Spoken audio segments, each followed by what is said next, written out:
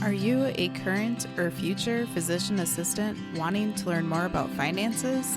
Then join me on this journey to become a PA the FI way. Hi, my name is Kat, and I'm a practicing certified physician assistant who will be your host. It took me 5 years after I started practicing medicine as a PA to thoroughly dive into my personal finances after I discovered the concept of financial independence. I want to use what I have learned to help you avoid some of the financial mistakes that I have made while sharing some of the financial wins that I have had along the way. Join me as we discuss financial strategies to guide you to becoming a physician assistant on the way to financial independence.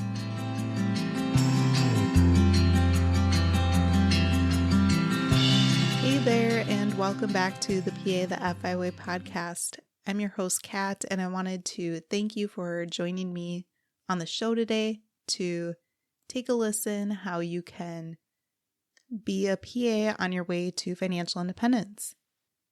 I think that the topic today is a fun and somewhat lighthearted topic, and I'm optimistic that it can help some of the listeners out there get a little bit creative with their thinking about how to cut costs, while at the same time really considering where to spend your hard-earned money on those things that you value.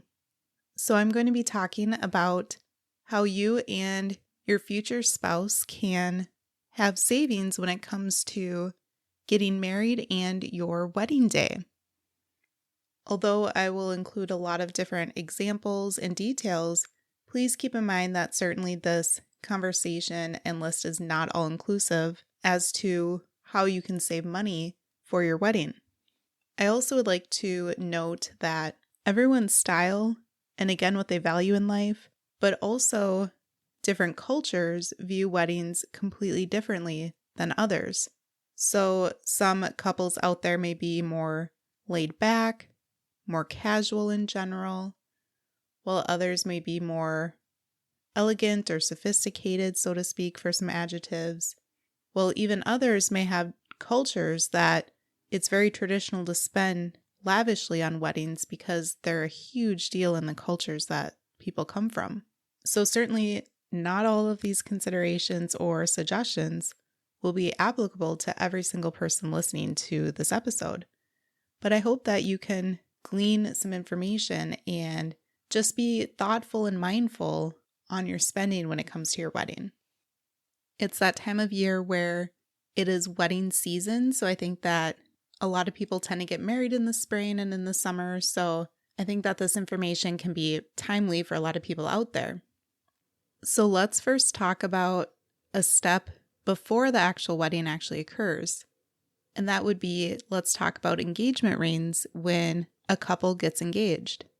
So as you all know, a traditional diamond engagement ring is very standard for the American culture, and it can be viewed as a symbol of love and commitment and things like that. So I feel as though whoever purchases the engagement ring can feel as though they have a lot of pressure to demonstrate their love and affection through a ring that might have a large center stone or is incredibly sparkly and elaborate and ultimately very costly and expensive. So I'll briefly cover a few ways about how you can save on engagement ring costs. First, I would encourage that you as a couple discuss this. So some of you may feel awkward discussing an engagement ring, but at the same time, it's ideal to know what her thoughts are about the engagement ring going forward because she will be the one that has to wear it, right? So I think that a very first good question would be, do you want a diamond engagement ring? And if the answer is yes, there's a few ways to save on the cost of a diamond engagement ring. One is that if you select a center diamond that isn't a rounded carat number, it can be cheaper than a full carat or 1.0 carat, so to speak. Additionally, sometimes there can be different flaws in the diamond that you can't see with the naked eye, but those flaws lessen the total cost or value of the diamond.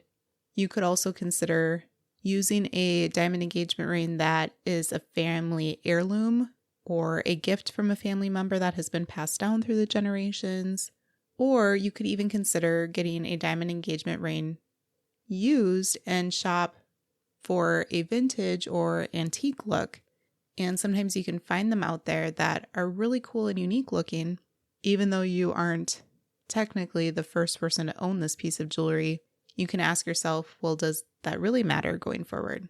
And maybe you enjoy the character a little bit more so anyway. I have also read that Costco can actually be good places to look for diamond engagement rings, interestingly enough. So that's something to consider as well. Another option for a diamond engagement ring is consider a lab-grown diamond. It's still a diamond, but as the name implies, it was grown in a lab versus found out in nature. I'm not going to get into the ethical debates about the diamond industry by any means on this episode, but some people prefer diamond rings that have the stone that was grown in the lab instead. So let's say that the future bride does not exactly care if her ring is a diamond, or perhaps she's a little bit more unique in general and would prefer a non-traditional stone anyway because she doesn't want to be like everyone else, right? Again, I encourage that you have this discussion with her and your future spouse because she may have this preference and you may not know it unless you discuss it with her. So if that were the case, there are many gemstones out there that are absolutely beautiful in their cut, their color. They can be very brilliant with their sparkling colors, and they can just be a little bit more fun or a little bit more unique than a regular diamond engagement ring if that's their preference. A lot of gemstones that are fun colors can be a whole lot more affordable than diamond engagement rings, and you can often get quite a bit larger of a stone than regular diamonds. Additionally, there is a diamond alternative stone that I wasn't aware of several years ago when we got engaged, and it's called moissanite. And moissanite looks to be a pretty popular diamond alternative in the financial independence community, or the FI community, because moissanite can look super similar to diamonds. So some people will get a moissanite stone that is very beautiful and it's a larger cut, and people can't really tell the difference. So they can get what looks to be more value for their money. So when the wedding rolls around, sometimes the bride will have a wedding ring in addition to her engagement ring. And the wedding ring itself can be pretty pricey depending upon, again, what types of stones are used and the size of them.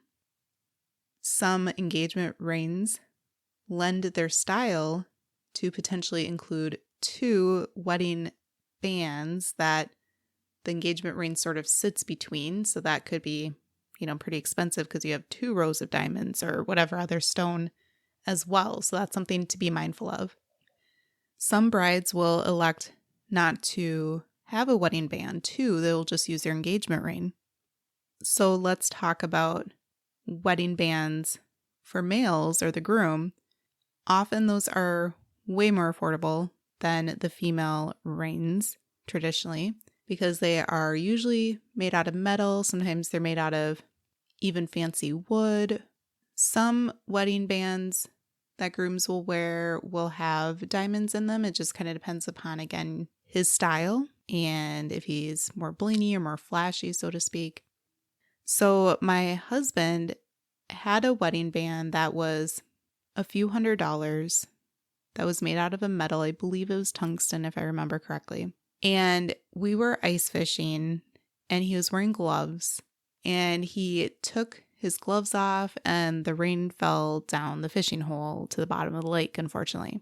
So that's how he lost his first wedding band. Then he got a second traditional wedding band, and he works outside a lot. So again, he lost this ring that he was wearing. One time he actually found the lost ring and wore it some more, but ultimately he ended up losing a second traditional metal wedding band. So then he switched to those silicone rings. There are various companies out there. We like the groove rings, but there are Kalo or Enso, or you can get really cheap silicone rings on Amazon as well. And he went through at least 2, if not 3 of those that he also lost. So he's gone through at least 4 or 5, quote, wedding bands for him. So now he does not wear a wedding band because it seems a little bit futile at this point. He's not into tattoos, but we have talked about how he could potentially just get a tattoo or something. Those tend to fade and may not look accurate over the years. I don't know. So right now he just looks like he's a single Pringle out there without wearing a wedding band. And I joke with him that I think he likes the attention. The other thing to consider for the male wedding bands is that depending upon their line of work, it can actually be pretty dangerous to wear wedding bands that don't readily break if an accident were to happen and the wedding band were to get caught on something or started to pinch. It could be really dangerous for the finger. So that's also another very valid reason as to why he doesn't wear one. So again, have this discussion and be open and honest with what your preferences are and what you foresee in the future. So next, let's talk about the wedding day. There are many things for a wedding that really, really, really add up over time. And the cost of weddings can just go through the roof. Keep in mind you can get married for less than $100 if you want to get married at a courthouse, keep it super simple, or you can get married for $100,000 or more if you want every beautiful, lavish thing in the world out there. If you want a really large guest list to be invited. So you can get married for as little or as much as what you want, right? So come up with a budget that you guys feel comfortable with spending. And again, have very open communication and dialogue as to what's really important, what are your non-negotiables for your day versus what you really could live without. So I will share some of our experiences and what I have also read about and have seen others do. Again, it's not one size fits all. And please keep in mind that our style was very laid back and casual as well. That may not be your style. You may think that everything we did or picked was completely hideous or just something that you wouldn't do. And I don't take offense to that. Do what you feel would be right for you guys. So the first thing to consider is your venue can be super expensive or, again, very affordable. There are several people at my church that have had their wedding at the church building and then have had the reception in someone's backyard where they have several acres, sort of like a farm area, and it's a very pretty setting. But again, it's very basic, right? Others will choose to rent very beautiful venues that are really fun or unique. We had ours at a wedding venue that was on a farm that's kind of a hobby farm. They had strawberry patches and they had a barn there. So we got married outside and then we had the venue inside the barn, and that saved on costs where we didn't have to pay for a place for both the ceremony and then the reception as well. So if you can keep them both in one place, that can help save on costs. Some people will choose to do a destination wedding. Now, destination weddings can often be affordable, but they can often be super expensive. It just really depends upon where you pick. Also keep in mind that destination weddings can be fun, but sometimes for your guests, they may be somewhat challenging to get to. Now, again, I recognize that it's your day, and if you absolutely want to be married out of the country or in another state, then go ahead and do that. But I would encourage you not to take offense if some of your friends and family members can't make it, because it can be challenging to travel long distances too. So I have heard that some people will get married in national parks and then they'll have a beautiful backdrop for these pictures. Or some people will get married at an all-inclusive resort in Mexico, and then they will often just honeymoon there as well. And that can be fairly cost effective too, depending upon the resort fees and costs overall. So I touched on this a little bit already, but your guest list can certainly make the cost add up. So it can be somewhat of an interesting conversation between you and your future spouse and you and your family members, such as your parents, as to who should be invited and who shouldn't be invited for your wedding. The smaller the guest list, the more cost-effective your wedding is, right? So it can be a little bit tricky to find the right balance between feeling like you're inviting everyone that you want included on your special day, whereas at the same time, not over-inviting every single person that you've ever met throughout your life, right? There were several people that my mom wanted to invite, for an example, and I'm like, Mom, I don't even know these people, right? And then she'd say, oh, they probably won't come anyway, but I want to send them an invite just in case they can come. And we had the space that I was like, okay, Mom, if these few people are very important to you, sure. At the same time, you need to be somewhat cautious of those types of scenarios because that can readily get out of hand if you're having several parents or several family members wanting to do that for people, right? So another big spendy item for weddings is the food and the beverages too. So if you can find a wedding venue that allows you to have any caterer bring in food, or often they'll say any licensed caterer. So it can't be someone who, is an excellent cook at their home, but they don't actually have a license. Depending upon your venue, they might be somewhat picky about that. Many venues actually want you to use their caterer, and that can be pretty spendy. Again, keep in mind we were really laid back, so we actually ordered food from a barbecue place and had barbecue pork sandwiches and barbecue chicken, brisket, and the various sides to go with it. And it was served more as a buffet style. So I think that a lot of the guests really enjoyed it because they could pick the different foods and pick how much they wanted to eat of the various options. Going that route for food saved us a ton of money compared to having a plated meal. Additionally, we saved money with our cake. We had a small cake made for just the two of us, and then we got cupcakes from Costco or Sam's Club that the guests had. A lot of people do non-traditional desserts nowadays as well for weddings, so keep in mind you don't need this really beautiful, over-the-top, large, expensive wedding cake for your wedding.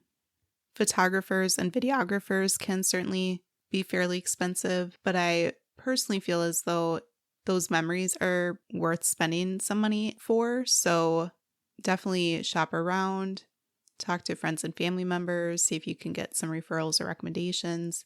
Or sometimes you could find local students that are studying photography or videography and try to check out if they have a portfolio with some samples and utilize them for perhaps a more affordable option as well. Speaking of students, some people will consider trying to find students that are studying music for their masters or things like that to play instrumentals for their wedding or for their reception. You could have a playlist for music if you don't want a DJ or band or things like that for music if you want music. And then flowers can be a pretty expensive item as well. One of the best things that we did was instead of ordering bouquets from flower shops, we found that you could order flowers in bulk from Sam's Club or Costco. And we ordered a bunch of different bright colored wildflowers from Sam's Club. And it was somewhere between $500 to $600 total. And my very creative and fun sister, as well as my really creative and artsy aunt, sort of took charge and assembled these lovely bouquets for myself, my bridesmaids. They assembled centerpieces for the centerpieces as well. I was able to find the certain color of glass vases or glass recycled wine bottles. And then also some of the decor pieces, they put flowers in these antique things that we had, such as antique coffee kettles or things like that just made it look a little bit more rustic. Again, we were fine with the rustic and casual look. For men, we actually skipped boutonnieres because it's not really my husband's style. and that can save a little bit of cost as well. Other floral arrangement suggestions is to consider purchasing various greenery. So different looking leaves, ferns, things like that add volume and interest to the flower arrangements, but cost a whole lot less than flowers. Also, the different types of flowers can certainly cost a lot more depending upon all the different flower varieties out there, as well as the different colors too. So if there's a certain type of flower you're thinking about and it looks really expensive, consider shopping around for flowers that have the same generalized look but can be a lot cheaper. Often people will utilize the bouquets or the flowers that were part of the ceremony and repurpose them for the reception as well. Let's talk about wedding dresses and jewelry and the overall look for the wedding day as well. So wedding dresses have such a large range of the cost of them as well. So again, you can spend very little on a wedding dress, or you can spend many thousands of dollars on a wedding dress. It's really up to you and your budget. You could consider borrowing or purchasing a used wedding dress already. Interestingly, for wedding jewelry, I found that there are some places that you can rent elaborate fancy wedding jewelry for, instead of having to spend thousands of dollars on a certain set, you can rent jewelry for a few hundred if you want fancy jewelry for your wedding day. Again, you could also consider borrowing or using family heirlooms or hand-me-downs. For example, my mom had one of my grandma's pearl necklaces that had actually broken several years ago. And my grandma had already passed away by the time my wedding came, but she had this broken pearl necklace sitting there in a box, and we talked about how it'd be pretty cool to have a pearl necklace to go with my lace wedding dress that I picked. And it would be really special to have my grandma's necklace. So we looked around and thought about having it repurposed and reassembled for a necklace. And what we actually ended up doing was finding a local, very creative jewelry maker that was reasonably priced. Unfortunately, I don't remember the exact cost of all of this, but we were able to take those pearls and add some beads that had some crystals on them and make not only a pearl necklace, but also matching pearl earrings that dangled down a bit, as well as a pearl bracelet. So we were able to repurpose this and create this whole set that I wore on my wedding day. And it was super special, and I thought it looked really fun and really pretty too. Going back to the wedding dress, another thing to consider is that many places that you buy your wedding dress from, they will offer to alter or take in or expand your wedding dress there at the shop. Usually that can be pretty costly compared to if you know a really good seamstress that can do that themselves. Now, I recognize that not everyone knows of someone who does that. Additionally, the other accessories for a dress or the wedding day can be really spendy. So think about if you want to spend a ton of money on shoes or not. For the sash or the waist part of my wedding dress, I was able to purchase used off of either Facebook Marketplace or Craigslist at the time, that again had tons of beading and detail on it that was way more affordable than purchasing it brand new from the wedding shop. Also, veils can be incredibly spendy, so decide if you want a veil or not, and if so, what type of veil. But they can be sometimes as much as some cheaper wedding dresses, which is kind of ridiculous. Again, it depends upon how elaborate they are, but I was actually able to find a veil on Amazon that was like $25, and it had a little bit of crystals or detail at the end as well. It came a little bit wrinkled, but my family and I were able to steam it out, and it looked great for incredibly affordable. And I only wore it for the ceremony and then took it off for the reception. So on the other hand, you may be the type of person that wants to have this really long, detailed veil. And again, maybe that's something that is really important to you and you want to spend the money there. The cost of your wedding hairstyle and makeup can add up too. So if you're able to do those things yourself or have a sister or a family member help you with them, that can be great as well. Sometimes the day can be a little bit rushed though, so sometimes it's hard for, someone who's a bridesmaid to be able to get ready for herself, plus also help you with your makeup and hair too. So just keep that in mind. Some other tips could be that you could make your own wedding invites as well as wedding ceremony programs. I made our own wedding programs by taking little bits and pieces of things that I found on Etsy that I found were kind of fun and unique phrases that people use or different designs that way.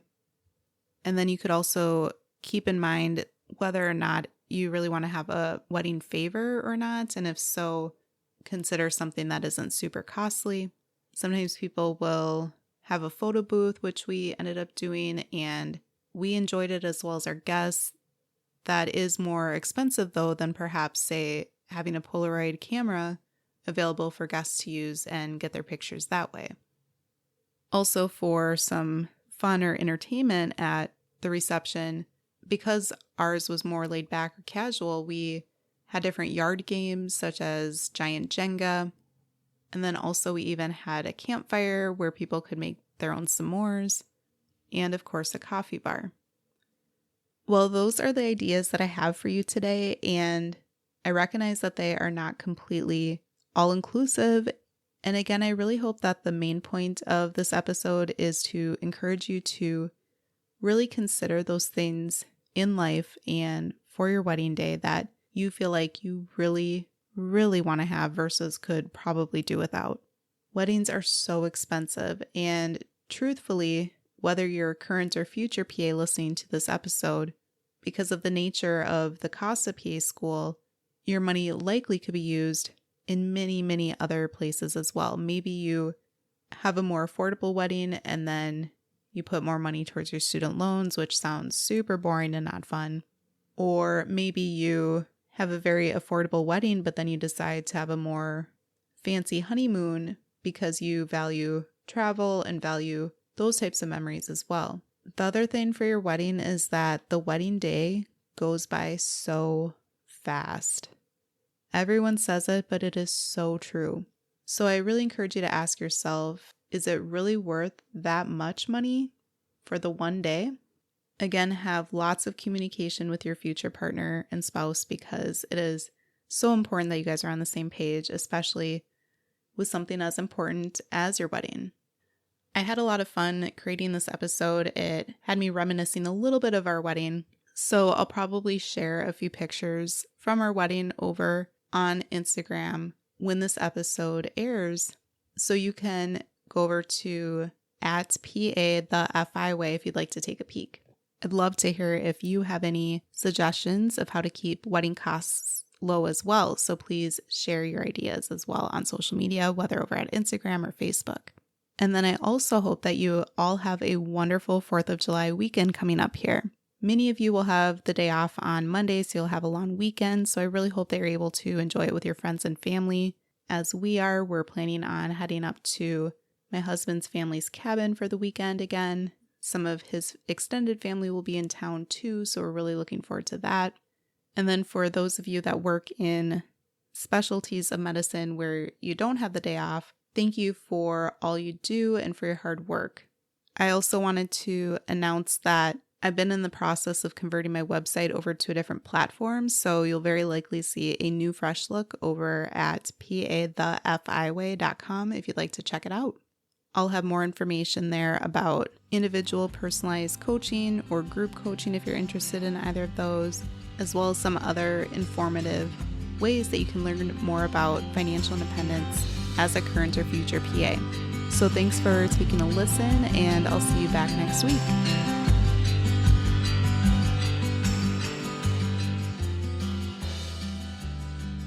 Thank you for tuning in, and I hope that you decide to continue to join me along this journey of becoming a PA the FI way. Please take a moment to press the subscribe button on the platform that you are listening to this on, but more importantly, consider sharing with another current or future PA that could benefit from the information that we reviewed in this episode.